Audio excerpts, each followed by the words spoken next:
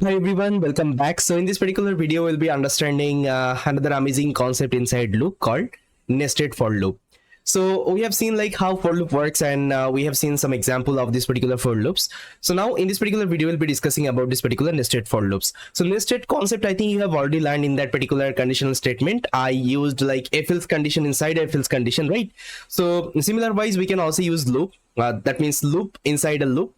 So let's say you have written a loop. Inside that particular loop, you can define another loop. Okay, inside that particular loop, you can define another loop. Okay, that's how we can. So that's how actually you can also use nested loop inside a programming. So now you can ask me why to use this particular nested loops. Okay, just give me one example so that I can understand. So let's consider that same example I have given, like the Amazon example. Let's go to the website and try to understand. So see, to give you one best example, what I can do, I can use this particular tab. Okay, like this particular category tab. So I think this would be better for me to explain. Now see, here you will see different category. Okay, you can see different category like electronics, computer. Let's say I want to choose for computer products. So I'll click here. Now see, all the computer is coming here. All the computer products is coming here. Which is available inside this particular website. Okay. Now you can click here. Now you can any kinds of, let's say I want to buy one laptop accessories. If I click on the laptop accessories, see all the laptop accessories, it will come here. Okay. That means what is happening? See, what if whoever designed this particular website, so he has done this particular nested concept here. So in the first loop, he is printing this particular category. You can see in the first loop, he is printing this particular category, and inside a second loop, okay, he is printing this particular product. Okay, that means this is the category, and inside that you are having the product. Okay, that means one for loop is filtering this particular category. Inside another for loop, it is filtering that particular product with respect to that particular category. Okay, this is the idea to use this particular nested concept. So whenever you will be building this kinds of application, you will get the idea. Now let me give you one simple example. I think this particular concept will be more clear. So let's say I want to print a unique pair. Okay, unique pair number.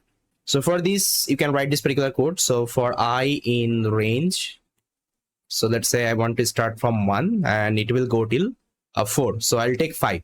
If I want to go till 4, so I need to take 5. I think you already know that. Okay, these particular things, because last number would be excluded always. That's why.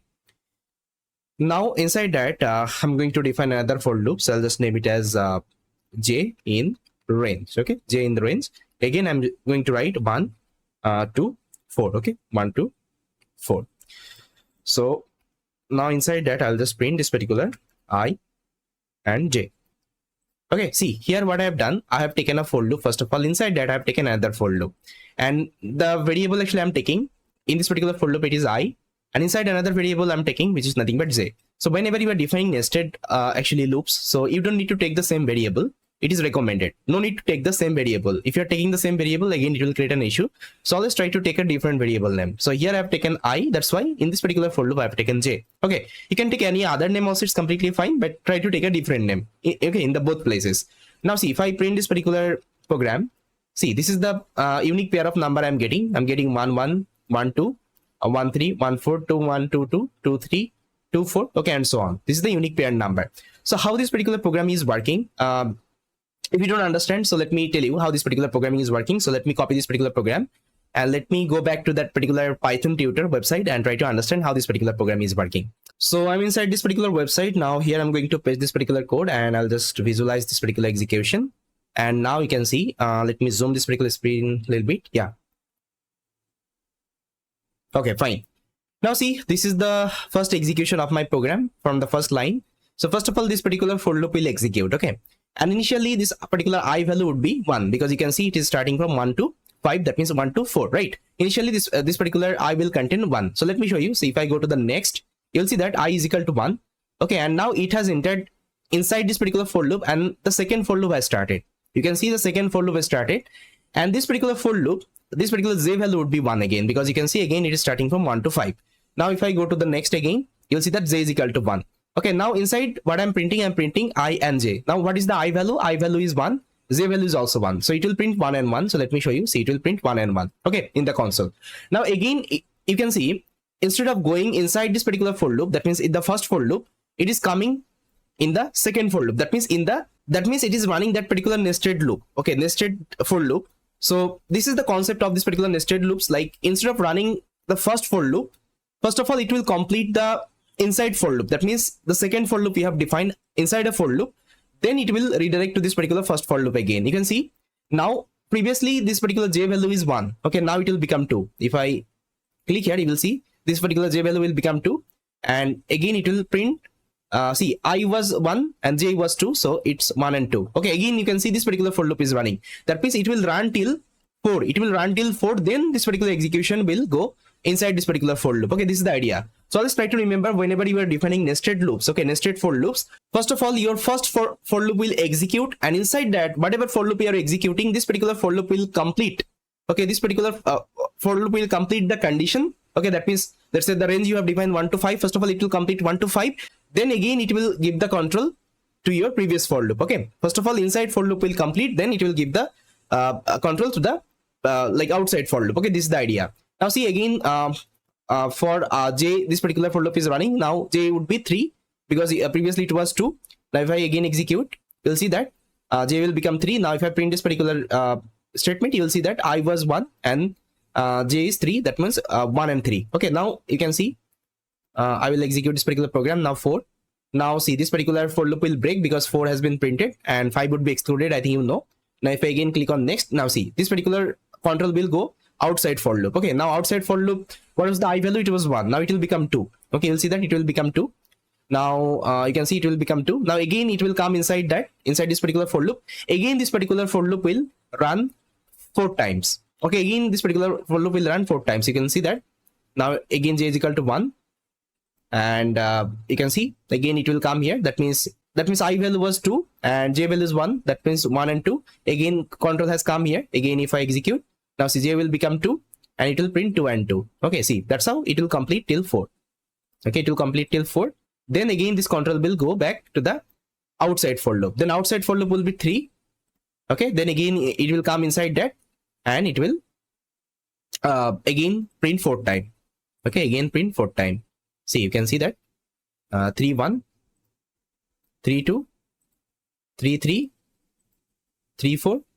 Again it will go back, it will become 4.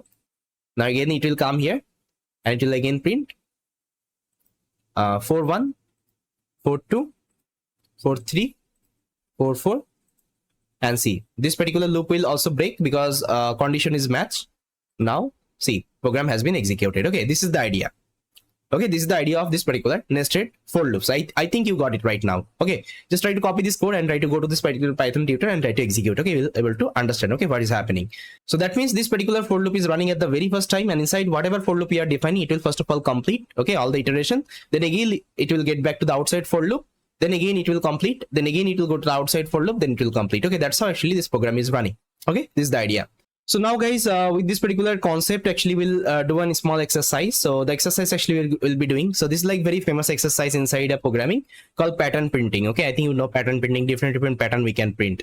So the pattern actually will be printing called a triangle pattern, and how triangle looks like, I think you know. So it will look like that. So this is called actually triangle. Okay. So we'll also print a pattern like that. So with the help of star, actually we can print this particular pattern. So first of all, so let's say I will take an input from the user. So let's say user has given, okay, user has given this triangle pattern row should be, let's say 5. Okay, so what I have to do, first of all, I will print this particular column 5 times. Okay, I'll print this particular column 5 times. So my pattern will look like that.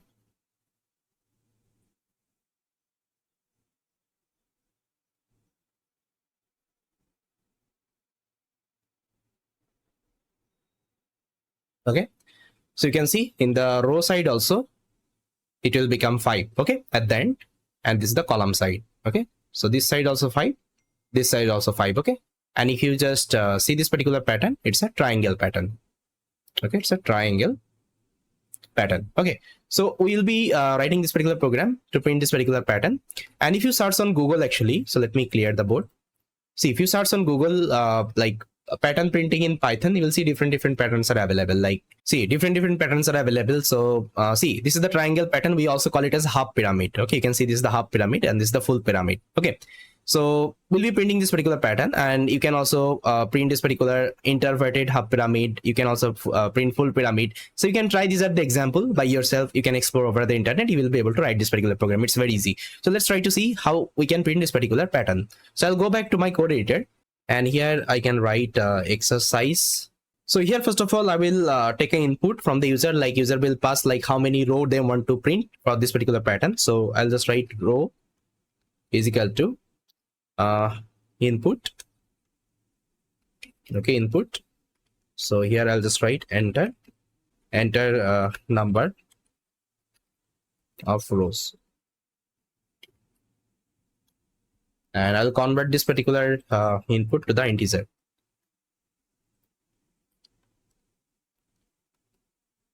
Then here I'll just define a for loop. So for I in range. Now how many time I have to run this particular loop? Okay, the time actually user has given. Okay, that means the number user has given. I'll just copy this particular number. And inside that I will start from 1 and I'll go till row plus 1. Okay, why row plus 1? I think you know. See, if I print this particular I, okay, if I print this particular I, and if I execute this particular program, let's say it is asking for the input. Let's say I have given 4. See, it will go till 4 only. Okay, it will go till 4 only. But if I'm not giving this particular I plus I, it will go till 3. See, let me show you. If I give 4 again, see, it will go till 3. That means I also want to take that particular last number. I don't want to exclude that particular last number. Okay, that's why I'm adding this particular plus 1. Okay, I think you already know this particular concept inside programming. Okay? The last number. If you want to take the last number, you have to do the plus add operation. Okay, so fine. Instead of printing I, what I can do, I can print this particular start symbol. Okay, I can print this particular start symbol here. See, if I now execute the program, if I give, let's say 5, it will print this particular start 5 times. Okay, 5 times. Now see, I'm able to print this particular column successfully. Now what I have to do, I have to also print this particular row one by one. Okay, that means it will first of all become, here it will become 1, it will become 2, it will become 3, 4, 5. Okay, that's how. So how to do this particular actually printing operation? So inside this particular for loop, I'll take another for loop. I'll just name it as for j in range. Okay, for j in range. And I'm going to execute this particular for loop from 1 to I plus 1. Okay, from 1 to I plus 1. Okay, why I plus 1? I'll tell you. First of all, let me print this particular star. Okay, I'll print this particular star. Now just try to see what will happen. Let's say, first of all, this particular for loop will run. Okay, and this particular I will become 1. And now it will go inside this particular for loop. And you can see it is also starting from 1. And it will go till I plus 1. Now, let's say if your I is 1. So what would be I plus 1? It would be 2. That means how many times this particular loop will run? It will only run one time, because you can see 2. Okay, the number 2. 2 is nothing but it will run one time, because one number is excluded, right? So here it will become 2 like that. So if I go 1 to, see, if I go, let's say if I execute this particular program, what will happen? Print j. So it will only run one time, because 2 would be, last number would be excluded. Okay, that's why it will become 2. And it will only print one time. Okay, it will only print one time. That means one time star would be printed. Okay, then again you can see this particular condition is matched. Now again it will redirect to this particular for loop, and this particular I will become 2 right now. Now again it will come inside this particular for loop. Now see, I is equal to 2. 2 plus 1, it's 3. Now this particular loop will run 2 times, because you can see if it is 3, this particular loop will run 2 times. That means 2 times this particular start will printed. Okay, but let's say if I execute this particular program, what will happen? Let's say if I give 5, see, all the start is printing like in the new line. Okay, all the start is printing new line. Okay, I think you remember inside a print statement, inside a print function, we are having one parameter called end. Okay, so by default this end would be set as /n, that means new line. Okay, so instead of new line, I will take this particular space. Okay, empty space. Now see, if I execute this particular program again, now if I pass 5 and if I enter, now see, now everything is printing in the same line. Everything is printing in the same line, because I have given space here. Okay, now that's actually I'm not getting the output. So this is what actually I'm not getting the output. To get this particular output, what I have to do, after every for loop, okay, after every for loop, I'll do the print statement. Okay, print statement means it will print a new line. Okay, it will print a new line. Instead of that, also you can give like that /n. Okay, new line. Now see, if I execute this particular program, and now if I press 5, now see, this particular star is getting printed. Now you can see here I'm getting one new line. Okay, new line, but I don't want this particular new line. So what I'll do, I'll just remove this particular /n. It will only print. Okay, it will only print. It won't be giving any kinds of new line. Now see, if I execute and if I give 5 here, now see, I'm getting the output like that. Okay, I'm getting the output like that. Now see how it is working. Let me explain. So first of all, this particular loop is executing.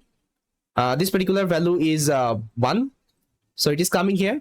So j is 1 also because it's starting from 1, and it will go till 1 I plus 1. That means 1 plus 1, it's 2. That means it will only run one time. So it will print this particular star one time. Okay, then end line. You can see end line. After that, it will print one new line. Okay, it will print in the new line. Okay, you can see. That means instead of printing in the same line, it will go in the next line. Okay, next line in this particular print statement. So this particular print statement means it will go to the next line. Okay, now again it will come here. This particular I will become 2. Now you can see this particular loop will again start. Now I will be, now here you can see I plus 1. That means 2 plus 1 is 3. Now this particular loop will run 2 times. That means 2 times this particular star will get printed. Okay, 2 times star will get printed. Again it will go to the next line. Okay, you can see next line. Now again it will become 3. Now 3 plus 1, it's 4. Now it will run 3 times. Okay, you can see 3 times it will run and it will print the star. Now again it will come here. It will become actually 4. 4 plus 1, it's 5. That means it will run 4 times. You can see 4 times star will get printed. Then again it will come here. It will become 5. Now 5 plus 1, it's 6. It will print 5 times. That means 5 times. Okay, it is getting printed. So that's how actually it is printing. So that's how actually you are getting this particular output. Now if you want to visualize with the help of this particular Python tutor, you can also do it. Edit code, and inside that I'm going to give this particular code. Now if I visualize, now see it is asking for the rows input. Let's say if I give 4 and if I submit, see initially this particular loop will execute and the row number actually we have given it's 4. Now see I will become 1. It will go inside this particular loop and this particular loop will run. Now you can see I plus 1, it's 1 plus 1, it's 2. That means this particular loop will run only one time. Okay, you can see j is equal to 1 and it will only print 1 star. Now see this particular print statement would be printed. That means it will go to the next line and again it will go back to the next for loop. Again it will become 2. Okay, it will become 2. Again this particular loop will run and 2 plus 1 is 3. It will run 2 times. Okay, it will run 2 times. See 2 times this particular loop will run and it will print the star. Then again it will come to the print statement and again it will go back in this particular for loop. That's how actually you can execute. Let me execute one by one. See, that's how your star is getting printed. So I hope this particular example helps to understand this particular concept. Now what you can do, just try to print this particular pattern as well. Okay, you can explore over the internet. Definitely will be also able to print that particular example. So yes, this is all about our nested loops inside Python, and we saw like how we can use this particular nested loop. Going forward, we'll be doing so many projects with the help of this particular loops as well. Okay, we'll be using this particular concept. So yes guys, thanks for watching this particular video and I will see you next time.